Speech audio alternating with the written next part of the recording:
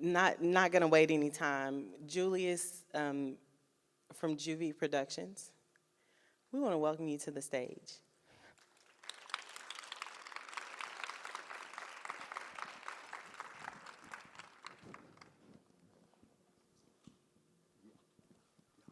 I'm sorry, Julius. Yes, okay. Julius Tennon of JuVee Productions, he and Viola Davis, his wife, executive produced this film along with Stephen Curry, correct? Whew. Where do we start? I tell you, at different points, am I on here? I mean, I've seen this film maybe about 12, 15 times, and it's so, it just goes to the heart, right? So sometimes even I'm more emotional than I can even imagine, you know what I mean? And it felt like today was one of those days for me. It's like everything hit me. But that's why this was important to be a part of. And a young white man, Brian Ivy, from Orange County, just give you a little background on Brian, amazing individual. We had been working with him on a project at Netflix. And he said, I'm going to be working on this Charleston thing. I'm going to do it. And at the time, we had a lot going on. And he said, I'm going to go off. I'm going to do this thing. But once I do it, I want to come back. I want to show it to you guys and, get some guidance. Mm-hmm. And so that's kind of how we came to the project because for JuVee, we're really about social impact. With TV1, we did two sides. You're going to answer all my questions. Okay. Hold on. Okay. So anyway, yeah, so that's how it all came together with Brian, Ivy, and John Shepard, and Demas and their team, and then we got on board. So the film was already made?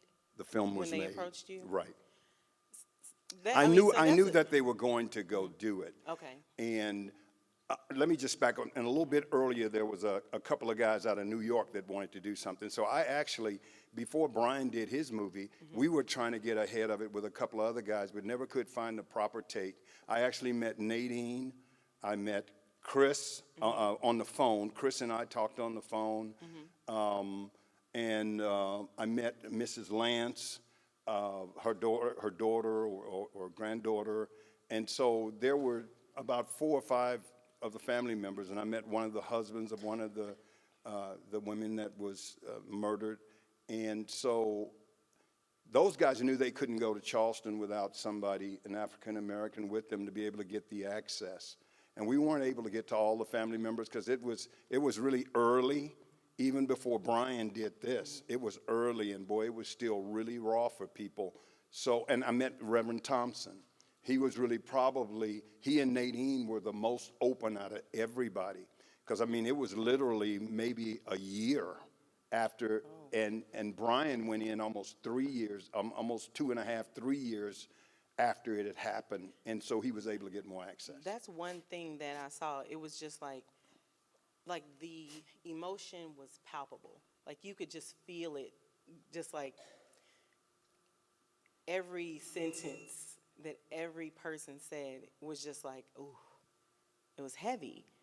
But the one thing, and of course, you seeing it so many times, the one thing is that all of them found a way to reach forgiveness in some way, except for the guy who was like, I don't, he was Right. like, don't even ask me about forgiveness. Right. But just being a man of faith, like, how did that touch you when you saw it for the first time?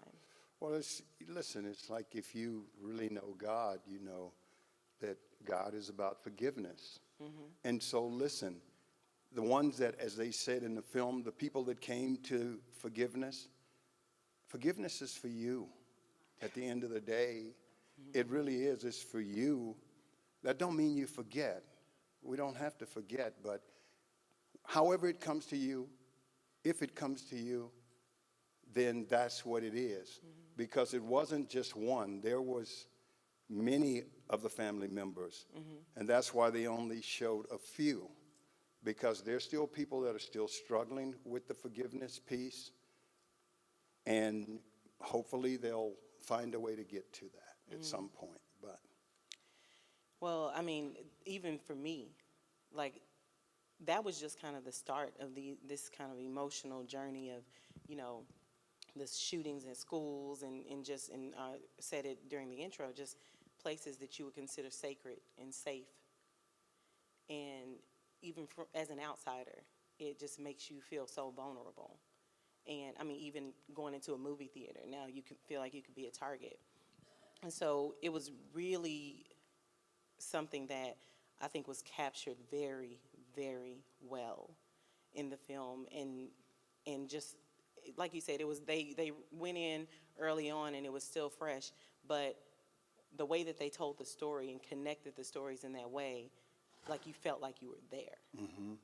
well, Brian did a great job. I mean, you know, after seeing the film and all that, and we're about social impact, you know, that's what you felt from this film. It was so visceral, the feelings, and it almost feels so fresh. It's kind of like this has happened, but when you're watching the film, it stirs up all of these things inside of one, because we're human beings. We feel, and then when somebody's invited in, and you embrace them, and then you close your eyes to pray in the house of God, then all hell breaks loose.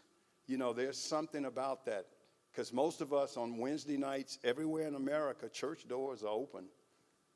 This could happen anywhere. We're living in a time where gun violence is proliferated throughout our country.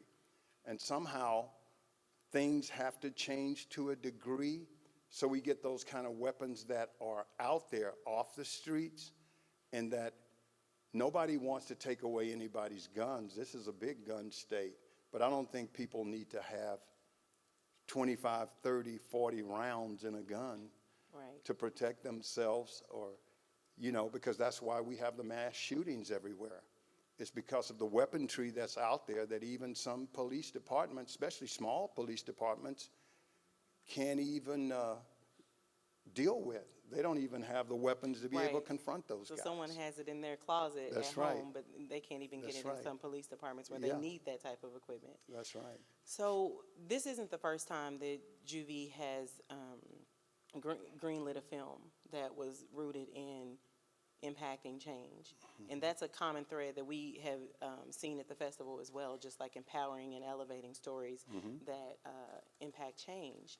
And so one of the first first interaction with JuVee, and as we talked about before, was I went to high school with a guy who had been sentenced to life, and because of it was a crazy story, but he ended up being sentenced to life when we were young. I was like 15 years old. So I'm watching TV, and I see a promo with Viola talking about this docuseries, and then bam, his face from high school, his picture from high school comes up on the screen. Wow. This is as we were planning for the film festival last year. And I called Winston and I said, Winston, you said that you have this relationship with JuVee. Can they get this series shown at our festival? And you did.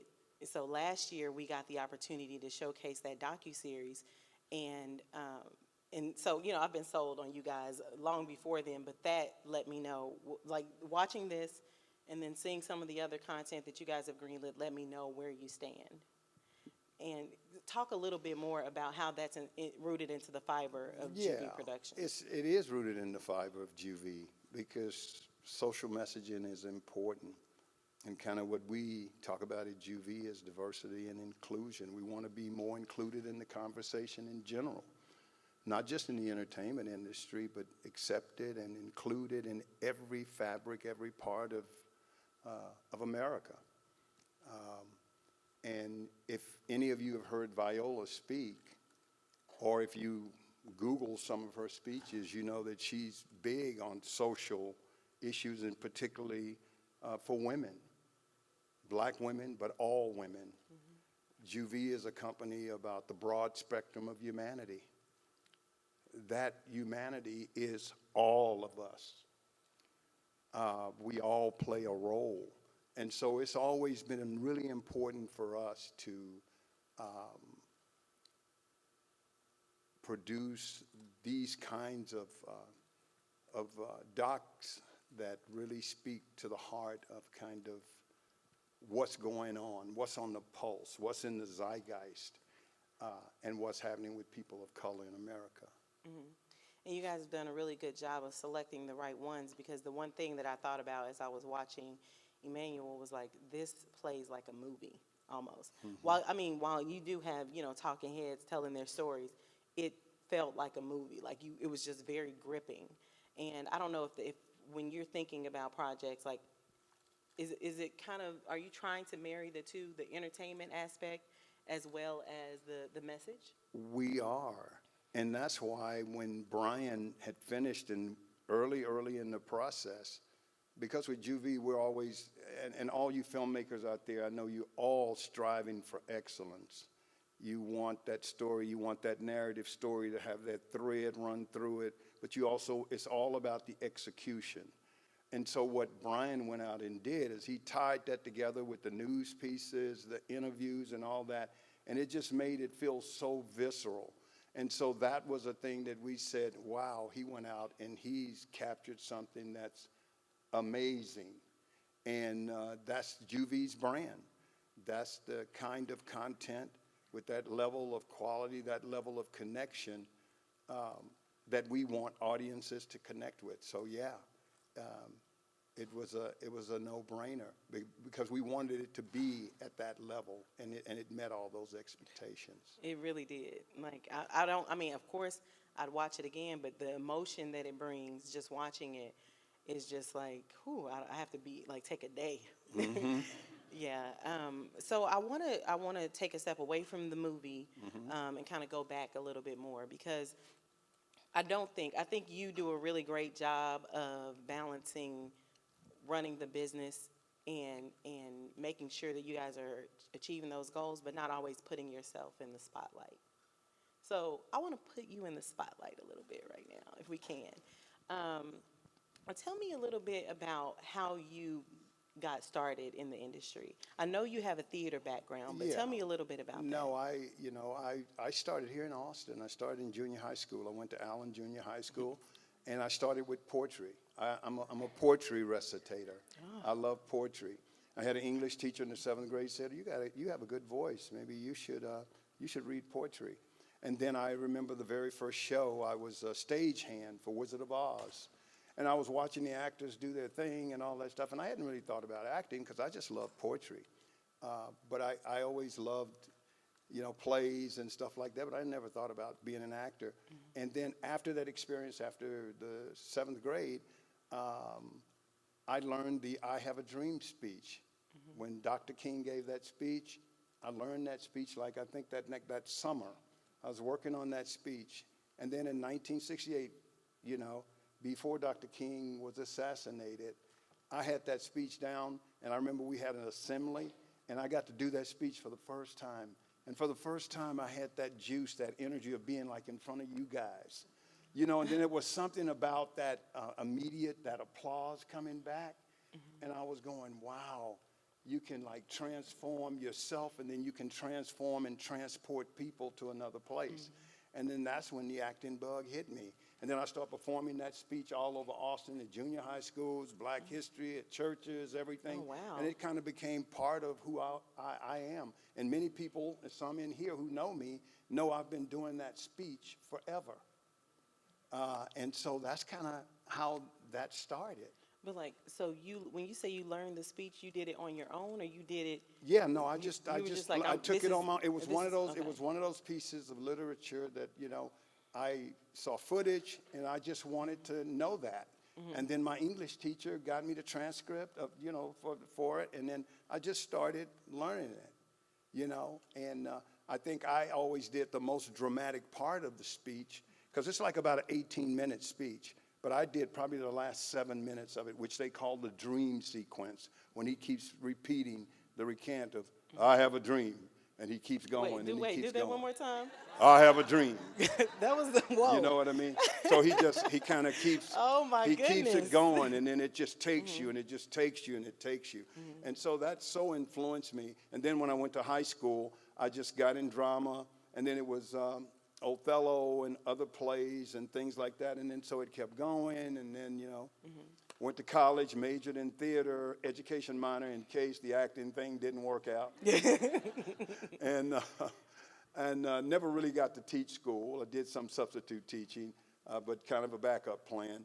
And, just continued on my path and moved to LA from here like 26 years ago. And, having been the big fish in Texas for a while before I left, because in the mid-'80s, film took off here in Texas. And I was here. And a lot of work, honestly, that I got when I was here, when the Hollywood people came in, I was good enough and I was prepared enough that they didn't have to go back to Hollywood to cast. So I actually got some roles that if I had been in LA at the time, I probably wouldn't have got them. But because I was here and I had the skill set, I got cast, and it just set me off on kind of a major run here for a while. But then I knew it was time to go fry bigger fish, because even though I was kind of a big fish in a little pond, as big as Texas is, in terms of being an actor of color, for myself, I needed to go to Hollywood. And stage is really my forte. I really love being on stage. But I felt like that had kind of passed me by. I was raising 2 kids as a single father, so I know what women do. It's the hardest job I've ever had. We can talk about it later. And so I just went on my path and continued and moved to Hollywood, and then had my monicum of success, and and it's been good. And then I met my wife on Stephen Bochco's City of Angels. That was a show that I was on network TV in '99 with Blair Underwood and Vivica Fox. Viola was a regular character. I was recurring. And we met a month later, and then here we are 20 years later. Wow. It's like goals. It's like total goals. Yeah. I mean, because just to have 2 people that kind of share the same talent is you don't really see that. It's usually, one person is good at this. And Well, you can't have an ego. It's kind of like, the thing is like I run JuVee Productions every day, and literally a lot of times people want to do interviews with Viola, and Viola's not there day to day, even though she does plug in and this and that, and she knows what's going on. But she's actually doing her career. She's actually working on a show. So you can't be in 2 places at one time. So if you're talking to Viola, if you're talking to me, you're talking to Viola, because I understand who she is. I understand what her sensibilities are. I started this production company out of deference for her career, because her career is the one that had the major trajectory. I want to get into that. That was part absolutely. of that too. Because the one thing that I know that a lot of our panels were spotlighting women in film, behind the scenes and in front of the camera. But I thought it was important to have this conversation with you, because I'm from the outside looking in. I'm always like, that's goals, because you don't want somebody that limits how great you can be, so that they make sure they get shine, because then you realize if this person is shining, I'm shining, because we're connected. And so it was really important for me to have this conversation with you, because that is how you inspire me. I see you rally behind Ms. Davis, and I see you always supporting her, and even talking to Rob, who is their VP of Theatrical Motion Pictures. He said, basically, the point of JuVee is to elevate Viola's career. It's to always make everything revolve around elevating her profile. And I think that's very, very special. No, it is. I mean, we're together. We're intrinsically linked. And so then if your ego is too big, then you don't feel like there's enough room for the other person, or you feel like you're less than. If you know who you are, then if you know who you are, then you don't have to worry about who your wife is. Well. And then the other side of that is that she understands my value. So just because she's elevated doesn't put me to the side. Right. Then we're just kind of one, Right. you know, in terms of just moving forward. Because it's always, you usually hear the coin flipped where it's like, well, you know, behind every powerful man is a woman pushing him up. And that's the same scenario. Like, Right. a lot of the things that I'm sure she's accomplished, not to take anything away from her, Mm-hmm. but she's accomplished it with your support, which made things easier, which That's right. helped. I'm sure she uses you as a thought partner to make decisions.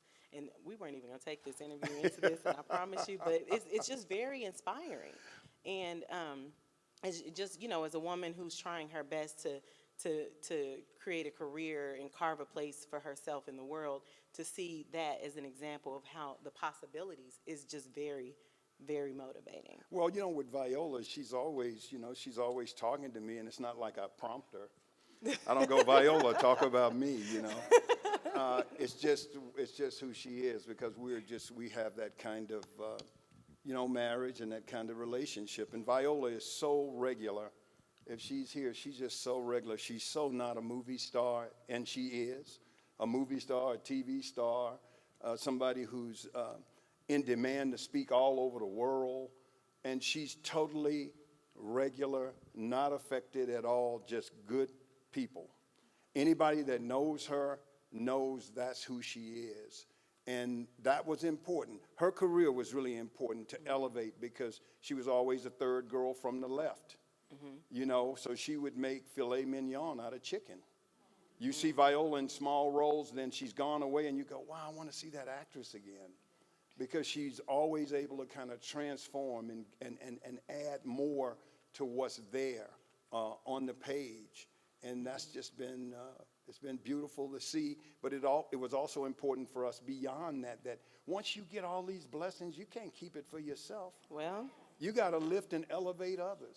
All you filmmakers out there and actors and all that, you have to know that you got to keep going, and that there is opportunity. And so JuVee was built on the fact that we look at emerging artists, we look at giving people an opportunity. Hey, listen, if you ask me something and I can lead you to another person, then I've done something. So then when good things happen for you, then you pay it forward. And the way we've, you know, put JuVee together is we want to just kind of try to help where we can. Sometimes those other things that happen may not pan out, but you got to keep going. Because we have to keep going. Because in the life of JuVee, which has been 9 years, we've done some things in the social. We got several big things coming up, and we feel like now we're getting ready really to explode onto the scene, onto the world stage. Because we live in a technological age where many of us that are older, we're still watching TV, but most of our consumers now are on their phones and on tablets. yep. That's the millennials and the younger people. And even our 9-year-old daughter, she don't watch TV no more. They don't watch TV. And the internet is getting ready to shape and change everything even more. It's coming. It's just because of the technological advances that are happening. So access is going to be a thing. So just speaking of Easier thing. technology, I know recently you guys have debuted your VR experience, featuring you in the Othello experience, right? Yeah. And I haven't gotten a chance to try it out. We wanted to have it down this year, but we weren't able to. Tell me a little bit about how you guys decided to Yeah. kind of marry theater with technology. Yeah. Well, you know, it's one of those things where, you know, when we were putting the company together, I just think you have to, you know, one of our big mantras, if you come into the office in LA, and when you come in, there's a glass thing and it says, dream big, dream fierce. I think you have to have vision. And so I particularly had a vision for virtual reality and augmented reality and AI and all of that stuff, artificial intelligence, just kind of seeing how it's starting to come and how it's going to shape our lives in so many different ways. And so I took my team. Viola had a relationship with Sheryl Sandberg, who's the president of Facebook. And I knew they were, you know, they had a big executive who was a big Shakespeare fan. And so we went down. I told Viola, call Sheryl, tell her we want to come down and talk to their team about doing this Shakespeare piece, doing Othello in virtual reality. Viola called Sheryl Sandberg. 2 days later, her assistant called back, and then I immediately set the meeting. So 2 days after Sheryl called back, 2 days later, we were in San Jose. You gotta move I said, quick. you know what, we got to go do this now. I went down. We hadn't ever done anything in virtual reality. The thing with virtual reality, everything is about concept. Doesn't mean it's not going to be hard to figure out, but everything is built around concept. We had a great concept, and then we had an exec, one of the main execs, who was a big Shakespeare fan. We went down with a concept, sold my company as a leader in VR content. We had done nothing. And 3 weeks later, we had a check for $1.5 million Oh my goodness. to do a pilot. It goes to show you how expensive VR is. A little bit later, thank you for that. It's going to be the thing, because it's coming. And so we put Operation Othello, and a quick glance, it's a VR project where Othello, they're modern day Navy SEALs. We want it to look like the world. So Iago is a woman. Desdemona is Asian. Hence her father Babancio is Asian. Rodrigo is mixed race. Cassio is white. We wanted Othello to look like our world, which is all of us. We don't want to leave anybody out, but we want to be inclusive of everybody, but we wanted to make it reflect what the world looks like. Absolutely. And so we're cleaning it up. That's why we didn't want to bring it to you. We're cleaning it up because it's stitching lines, just a lot of tech talk that I don't want to get into. But we want to clean it up, and maybe we'll have it for you guys next year. We're ready for it. We'll have it for you We're guys. ready And for we're it, working yeah. to get the other 16 episodes done. 16. Wait. So wait. This is so just you, a 10 you went. minute. Wait. So you made a pilot. We made a pilot. And that was met with apparently really good reception. If you're Yeah, going for 'cause 16 we went to episodes. Cannes. We went down to Cannes with it this year, and it still needs some cleanup stuff, but it went down and was received really well. And so we're working with some companies to really make it where we can get it so clean. It's going to live in the headset, in the Oculus Rift or one of those. So we're working to get that done so it can live in the Rift. And the greatest thing that happened is that we own technology. Small JuVee, we own technology that up to that point hadn't been done in the whole of the world. And we have that white paper. So moving forward, we can use that white paper as kind of a template for how you motion capture in 360 around characters in a VR experience. So for us, we've kind of created history. So Absolutely. it's really exciting. Can we take a moment, because that's really phenomenal. Yeah. Like you said, like little JuVee. Right. And I think that just kind of speaks to a lot of, like, of course, people in the audience dreaming, really wanting to put their content out in front of people. And it's to say, don't discount yourself. I mean, yes, you have Julius Tennon and Viola Davis, Right. so it makes it a bit easier. But like you said, you guys didn't really have anything besides your concept, and That's right. you weren't a leader in the technology That's right. space. Not No at one all. knew you for that. Not at all. But your reputation just in being powerful storytellers. And, of course, that's what gets the conversation started. Right. So I think that's really something that people can draw from to understand, like, hey, just have your finesse where it needs to be. Have your concept big, right. Keep dreaming fierce. Don't stop. Keep going. Don't let no be no. No just means another door is going to open. I know Sherry was sharing incredible. I was here and she was sharing, and it's true. You just have to keep going.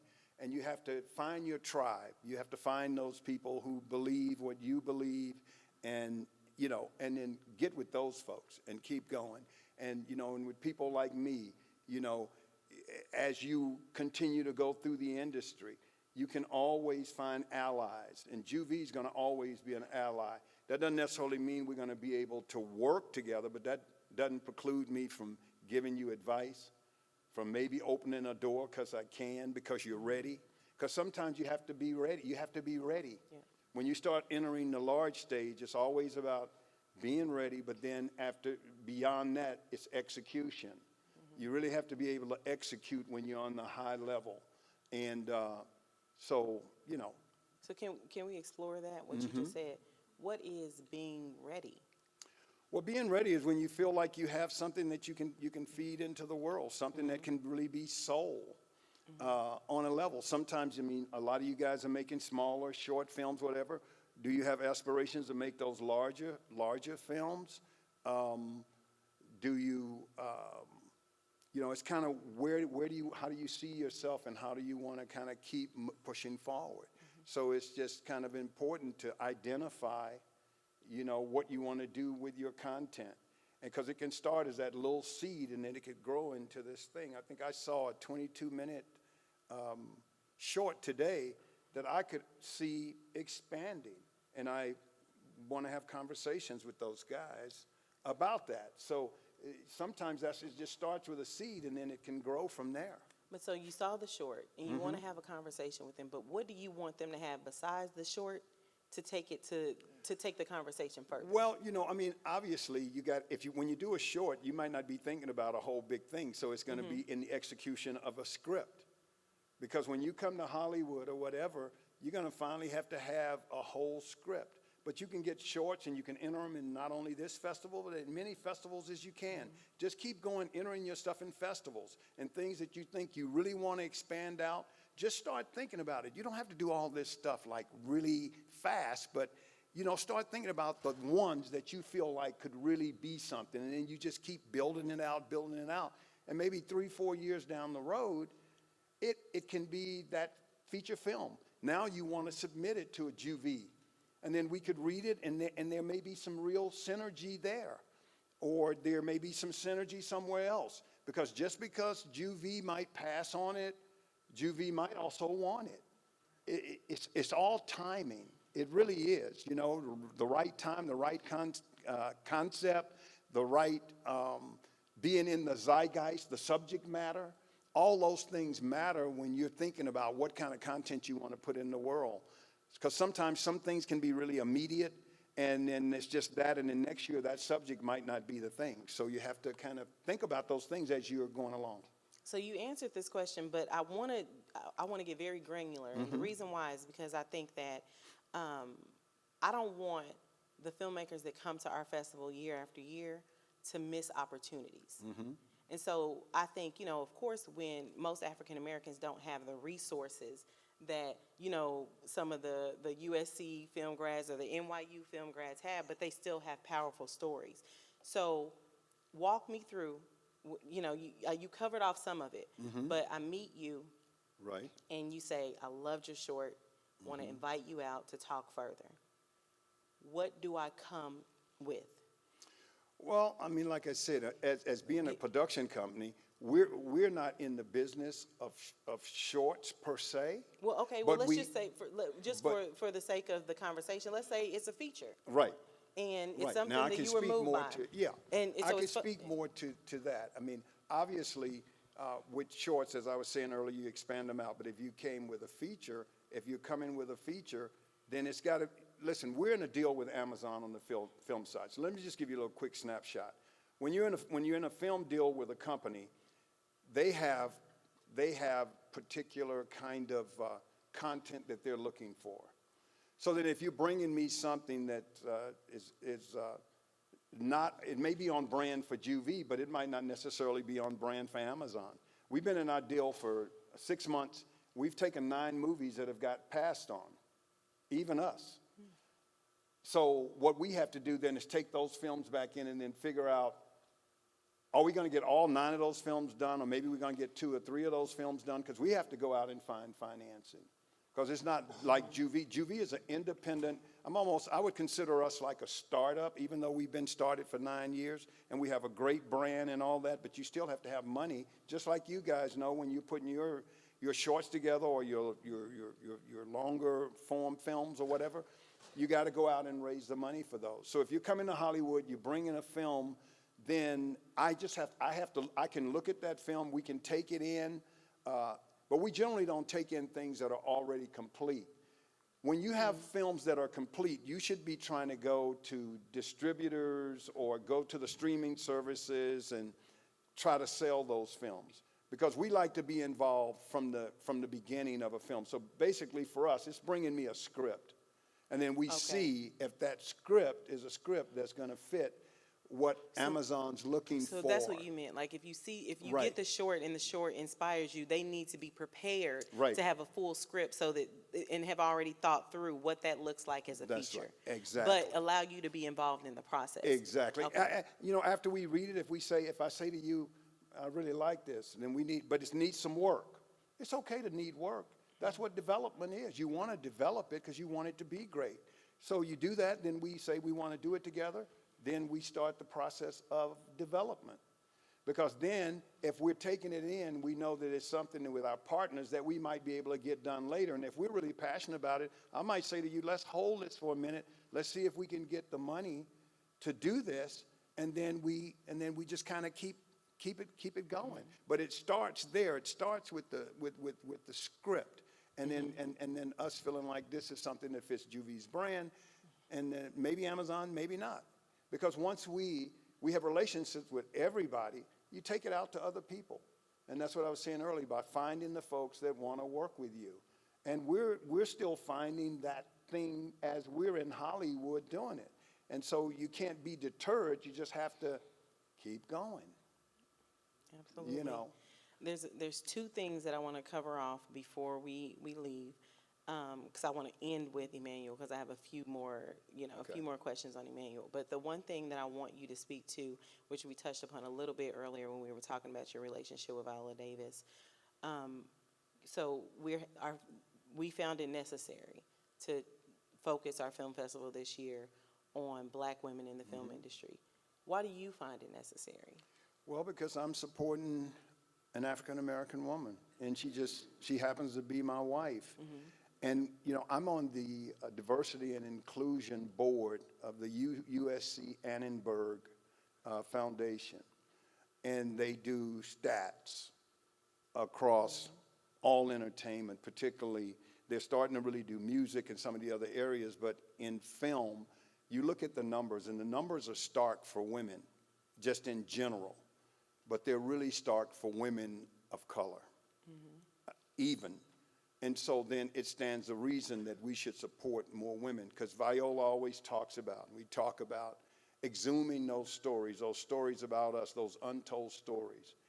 And we're always concerned and wanting to find more of those stories, wanting to work with more female writers. And because it starts with the writing and then directors and all that. And you're starting to see more females in Hollywood starting to kind of get a footing, but it's still really low. But we want to support women. It's about supporting women of color. Absolutely. You know? I mean, we really have a strong impact. Why not? Right? Absolutely. Right? Why not? Absolutely. Well, thank you for that. So Emanuel came out with a limited release. It was like a 2-day. Yeah. How many? What was the footprint? Wow. For the 2-day I mean, release? it was pretty much all over the country, because it's been percolating for a while. It's tough subject matter, and you have to find the right company that wants to distribute it properly. But then finally it got to a point to where Brian and his team, John Shepard and Demas and some other folks, said, we got to surround this project with some folks. We got to get it out more wider. Then that's how Steph came to the project. He came to the project because he could bring financing, because it always takes financing to get that thing done. And then Mariska Hargitay came in and then brought financing and brought other people. And then we reached out to celebrities across Hollywood. And I mean, I wish I had the list. They just signed up so quick. And we bought theaters all over the country for those 2 days. And even here in Austin, Viola and I bought a theater, and then we bought a theater in Rhode Island where she's from. But the problem was that there was not enough publicity, wasn't enough time to do that, and it wasn't enough money. You always realize, because you guys face it when you're doing your projects, it's always kind of I never have enough money to do the card, to do the thing, to let everybody know about it. But that was a big thing. So we were excited that it got out, and now Brian and John and those guys are trying to sell it to a streaming service so it can get to a wider audience globally. And I think it's going to get there because it's an incredible film. Okay. And so that's what I wanted to get at, because I watched it. I mean, absolutely moved. And if I had seen it, if I had gotten a chance to see it in theaters, when it was in theaters, I couldn't go see it because I was traveling for work, and I was disappointed because I was like, I know that's. I mean, I knew it was a good story because you guys were behind it, but. At what point do you guys decide, do we fight this fight to try to get these very important stories greenlit in a space, Hollywood space where they're not necessarily looking to get behind those types of stories? Or do we figure out another way? Because like, Ava DuVernay, and Right. well, she has the deal with Netflix, and she released When They See Us directly to streaming, which of course we know it could have been great as a series or a feature. Right. But like, how do you make that decision? Because the type of content that you guys are creating may not always fit into the appetite of Hollywood. That's right. But listen, you have to believe in what you're putting out there. It's about impact. It's about how are you impacting lives, and how are we as artists of color impacting other artists of color. And so it's important that if you're going to do something, you just have to go all in. And then if it's not working one way, you have to figure out another way. And then when you're teaming up with people, when you have a group of producers, doesn't matter whether they're black, white, whatever, as long as we're on the same page, we want this thing to have the same impact globally. That's what Brian and John brought. They want this story to have a broad, large, global impact, because racism is something that we can't sweep under the rug. America was built on it because slaves were brought here to do what our ancestors had to do. And so we can't sweep these issues under the carpet. We have to talk about them. And so we have to be passionate about it. And you find your group, and those guys have been with us in there. And so they've been committed, so we stay committed. And maybe it's a dual strategy. Maybe the strategy is a softer footprint in theater and a stronger, campaign push to streaming, depending on the content. Exactly. And with this, because, the longer things are out, the longer time is out, it's harder to move it back in the mainstream. So now, because it's been shot, it's been done, we kind of put a footprint on it there. Now, the next biggest footprint that it can possibly have is to go to a streaming service so more people can see it. Because I think now in theaters, it won't live there, because while it feels like a film, it's still kind of a doc. Right. And so it won't live in a film now. So that's why the urgency of when we did those 2 days, we just had to have it happen so it could live in theaters across the country, even if it's just 2 days. And so everybody just said, man, it's not happening. Let's just make it happen. And so we reached out to everybody in Hollywood. They responded. It got out there. We didn't get all the folks. Many of you missed it in theaters, but it's going to live. It's going to be on a streaming service. Yeah, and more it has people's to. lives are going to be touched and changed because of Emanuel. Yeah, absolutely, absolutely. I think that, we really appreciate what you guys are doing. When Deborah gave her remarks last night, and she was saying, you guys would always respond to their newsletter with, we see what you're doing, keep going. That's just so important. And like she said, it goes a long way. And I think that a lot of people, some of the filmmakers here today will probably say, we're watching you. And everything that you guys are doing is a constant inspiration for us. And so, yes, Emanuel needs to be seen. Absolutely. Again and again. And I'm glad to have had the opportunity to talk about it. So just as we wrap up, so you guys, VR, still always championing content that's impacting change. What's next? Well, what's next is another VR experience that I really want to share this with you guys quickly so you guys can move around. But we're working with Time Magazine. We're working with Riot, one of the biggest VR companies in the world. We're working with Valus, another tech company. And we're doing a virtual reality experience focused on the march in D.C. in 1963. So you're actually going to go back to D.C. and be there when Dr. King delivered the I Have a Dream speech. Our biggest asset is Dr. King himself. So the last 5 minutes, well, when you go in, you go what they call an onboarding experience. An onboarding experience will take you through everything that happened leading up to the Civil Rights Act. And then after that, you go into headgear, and then you go from Washington Monument, and then you go down Constitutional Avenue toward the Lincoln Memorial where Dr. King was. And then for that, you live there, you follow these characters, and then Dr. King starts delivering the last 5 minutes. You live with Dr. King in the headset, and at the end, he locks eyes with you. Oh, my goodness. And so we've recreated Dr. King exactly how he looked, because there's a guy who the King estate has given the permission to do the I Have a Dream speech all over the world. He's a little bit older. So what they did was found somebody who had Dr. King's eyes, nose, lips, and with digital domain, they do all the big movies like Thor, Spider-Man, all that stuff. The stuff they can do now is incredible. So when you see the rendering of this virtual reality Dr. King, it is mind-blowing. I mean, it's him at 33 years old, and it's going to be powerful. And it's going to be at the California African American Museum in March, and then it's going to move around to museums all over the country. We'll live in the King Foundation in D.C. and also in the Smithsonian. But it's going to be moving around in Atlanta. Right, don't forget about Atlanta. It's going to be moving around everywhere, so stay posted. It's coming in 2020. It's funny because I can tell the excitement. Yeah, I'm really excited about it. Well, We're not really even just that, just when you talk about technology in general, but I can tell how excited you're getting. And so I see what's next for JuVee.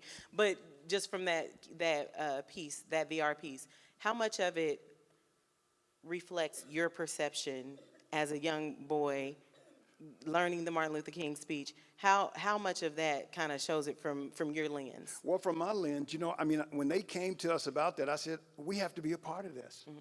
And then we were chosen by the King estate specifically, obviously because we have Viola Davis. We have the brand of Viola Davis. And they love Viola. But they didn't even know how connected you were to. Right, but then once I talked to them and told them that this has been a part of my whole life, it happened, and so we're excited about it. It couldn't be a better thing. That is amazing. That is amazing. And I think we need to have time for a few questions. I had a question. So you have a very, very busy life. Yeah. What does your daily routine look like? What do you do every single day? I start out in the jacuzzi. My job is, my house is about 8 minutes from my job, so that's a blessing. It wasn't always that way, but it is now. So that's it. And then I delegate. I allow my people, I've hired great people, I let them do what they do. I don't want to do their jobs. I'm not a micromanager. As long as you're doing what you're supposed to do, then it allows me to do what I'm supposed to do. My job is different than my exec's job. So that's a big solace. I just delegate and let people do their stuff, and it just makes it easier for me because I do have a lot to deal with, not just job, but home and all that stuff too. And so I just delegate.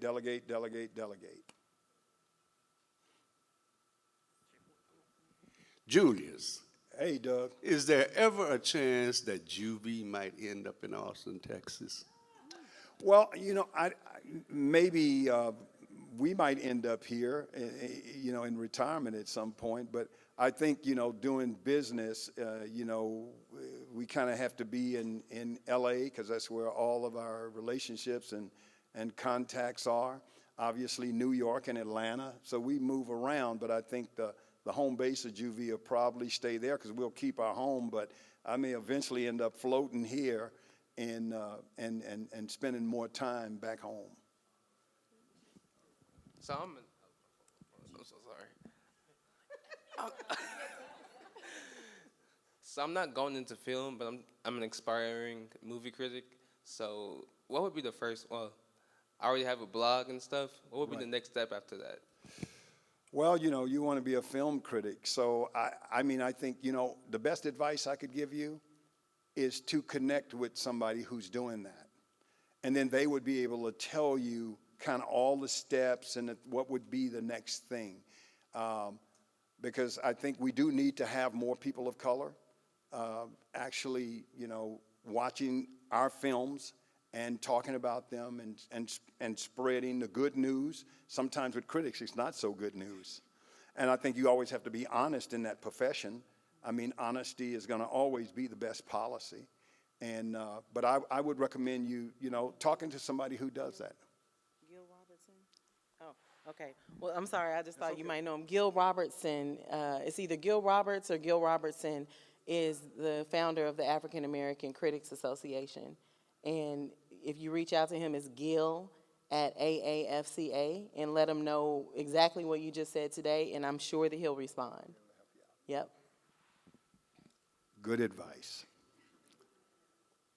Anybody? One more? Including leveraging women of color, thinking in terms of 100-year plans. What is that for JuVee? Wow, 100 years. I mean, that's an interesting question. It's all about, for us, when we started this company, we thought we talked about legacy. So then 100 years from now is what you do now that can live forever. And so, we want to, some of the best advice, one of the best pieces of advice I got was from Tyler Perry. We flew back with Tyler from the Kennedy Center after Mrs. Tyson was honored. And Kerry Washington, Tyler, and Viola had remarks for Ms. Tyson that night. We got to sit in the box with Michelle and Barack Obama. And we were riding back with Tyler, and Tyler Perry said, I know what you guys are embarking upon, and it's really fantastic to see you guys out there doing this. He said, you got to own your content. He said, that's why we're flying on this private plane. He said, I had a lot of money, but I wouldn't have had private plane money if I didn't own my content. And so you have to get to a point to where you own it, and it's about, Tyler talked about, what we were always talking about is legacy. And the only way you can have that 100 years from now is to keep building it out, start owning your stuff, and then it can live forever. One more?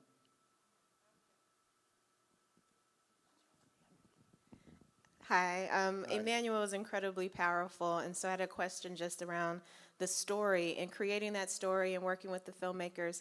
Were there ever any debates around should you go and interview Ruth to understand a little bit more about where all that hatred came from in his past? Well, I mean, obviously after it's happened, he's incarcerated, and you're not going to have access to someone once they've done a horrific crime like this, and then they get locked up.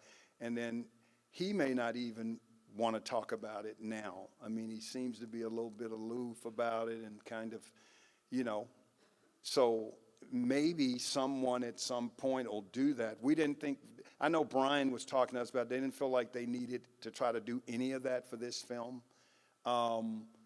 But maybe later that might be something, some other journalist or somebody later, he may open up and be ready to really talk about it, so. And last question right here. Julius, in 1973, I was lucky enough to hear your rendition of Dr.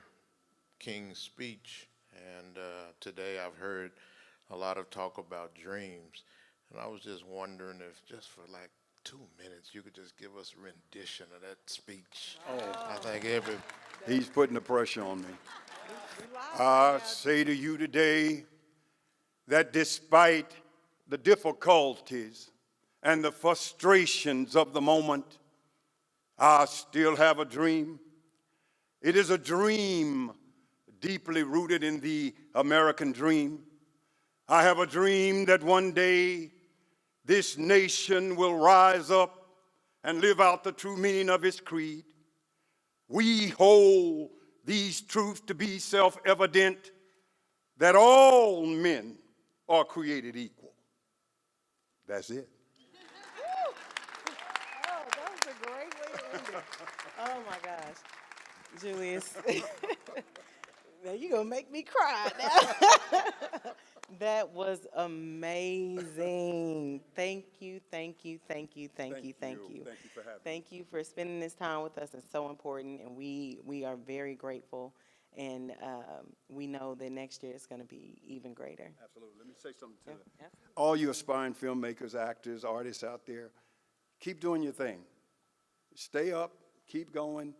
JuVee is there. Reach out.